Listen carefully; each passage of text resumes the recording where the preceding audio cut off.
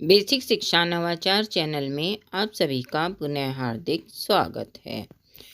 आज की वीडियो में हम अनिवार्य संस्कृत कक्षा 8 के पंचमः पाठ सहसा विदधीत न क्रियाम का हिंदी अनुवाद करेंगे। पंचमः पाठ, पांचवा पाठ, सहसा विदधीत न क्रियाम।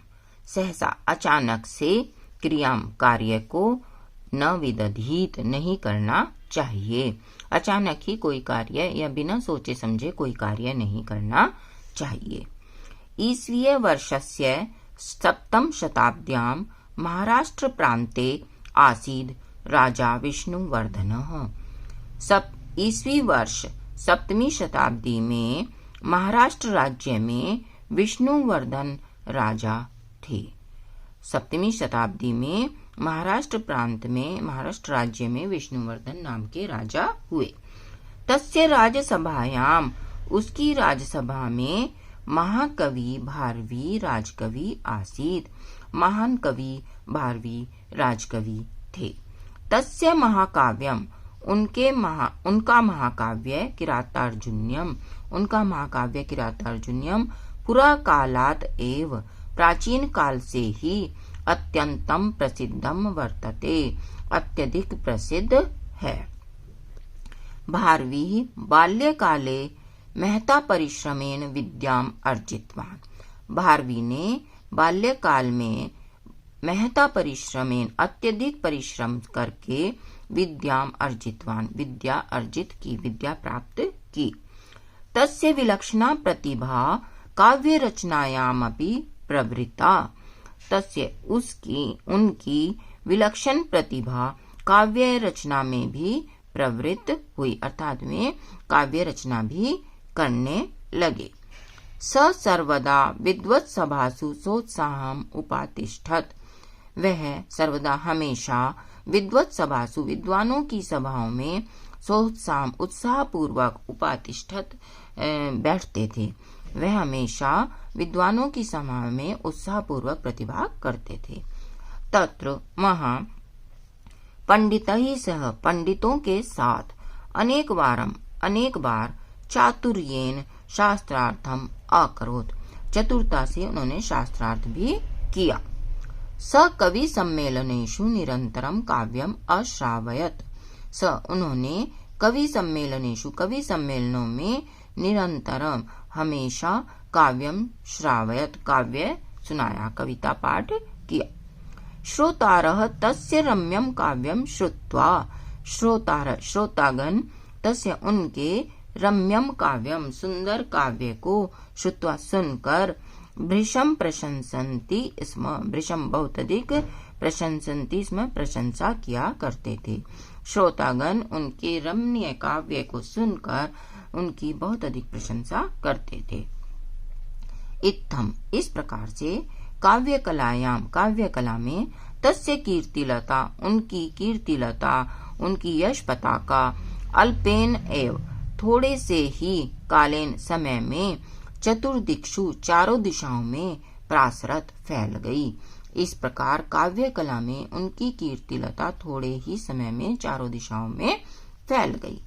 भारवे पिता, भारवी के पिता, पुत्रस्य काव्य यशसा, पुत्र के काव्य यश से, मनसी, मन में, अत्यंतम प्रसन्न, अत्यधिक प्रसन्न, संतुष्ट च आसीत, और संतुष्ट थे। के पिता पुत्र के काव्य यश से मन में अत्यधिक प्रसन्न और संतुष्ट थे।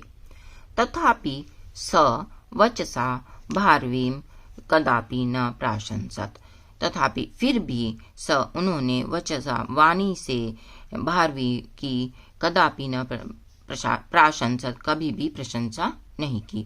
फिर भी उन्होंने वाणी से भारवी की कभी भी प्रशंसा नहीं की।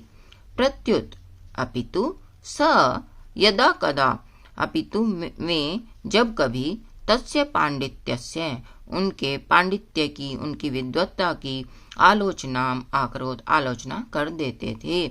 अपितु में जब कभी उनकी विद्वत्ता की आलोचना, निंदा कर दिया करते थे।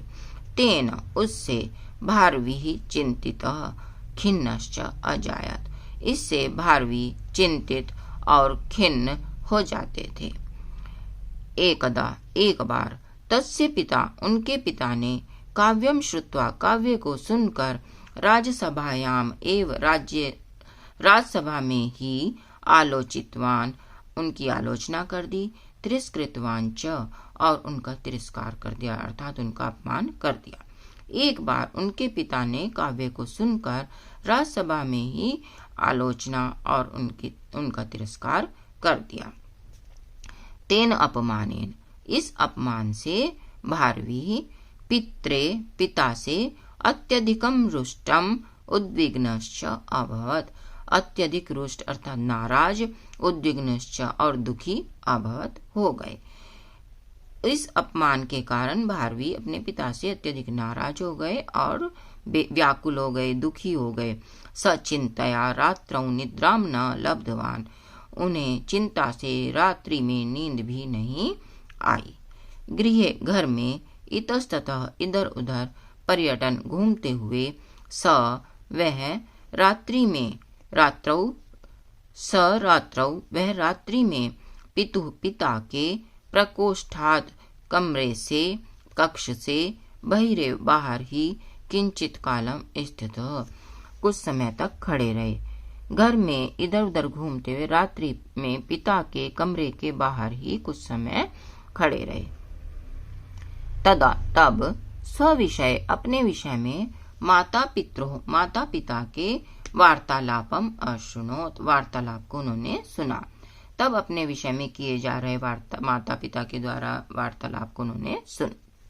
अस्माकं पुत्रः महाकवि महापंडितश्च, हमारा पुत्र महाकवि है और बहुत बड़ा पंडित है, महाज्ञानी है, महान पंडित है। तस्य यशः निरंतरम वर्धते, उसका यश निरंतर बढ़ रहा है, उसकी कीर्ति पताका निरंतर बढ़ रही है।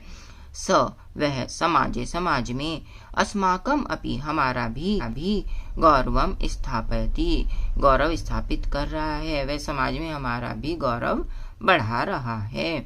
किंतु स इतोपि अधिकम, लेकिन वह इससे भी अधिक, कवित्व को, कीर्तिम च, और कीर्ति को, अर्जयेत, अर्जित करे, प्राप्त करे, इति विचार्य, यह विचार कर, सभायाम, सभा में, अद्य, आज, मया, मेरे द्वारा, तिरस्कृत, उसका तिरस्कार कर दिया गया, उसका अपमान कर दिया गया।